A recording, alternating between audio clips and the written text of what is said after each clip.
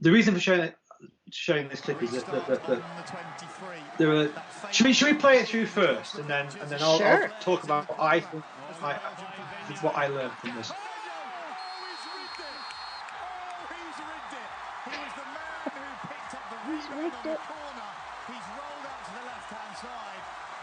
Again, I can't hear the commentary, so in a minute you'll spot me lurking at the back of the Belgian teams.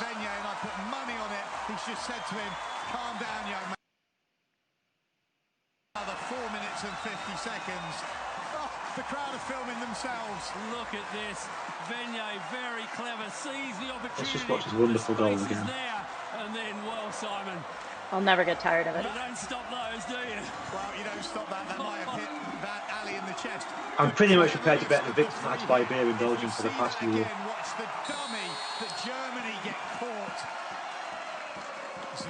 So we talked about what do I bring as a match as an official into the game from my umpiring. So it's been an amazing game. Half time it was 2-0 to the Germans. I was pitch side, obviously. As the Belgians walked off, there was no sense of panic. There was no sense of where are we going with this, what's happening. I think Mace referred last week to the fact they just knew that they would score and that would change the game, and they worked their way through it. They got back to 2-2, and then Victor Venier scored that amazing goal. That little dummy at the top of the 23 as he starts the move is just out of this world.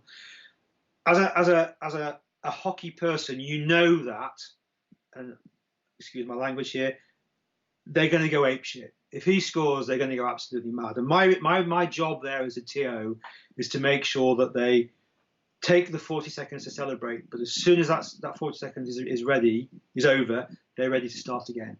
And so that's why in the clip you saw that I moved to make sure I was near where the Belgians were. I was there if needed. They did their celebrations. You saw a couple of the players saying, "Right, guys, get back on, get back on." So I'm holding back. I'm thinking I don't need to get involved here. This is this thing about umpiring where you only get involved when you have to. You're there, but you only get involved when you have to. And then the celebration's gone a little bit longer. I'm thinking, "Oh, this is getting close now. What's going to happen?" And suddenly the Belgians snap back into. They've got their game heads on. They go back on the pitch, and you'll see. Yeah, don't play it again, but you'll see right at the very end of the clip, the merest little smile flickers across my lips because I recognise I don't need to do anything. Yeah. And that for me is about situational awareness. You know what's going to happen when they score.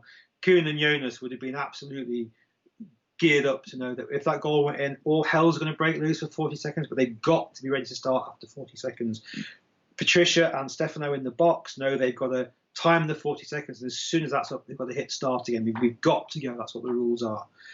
But you're there and you're ready to adapt to whatever happens.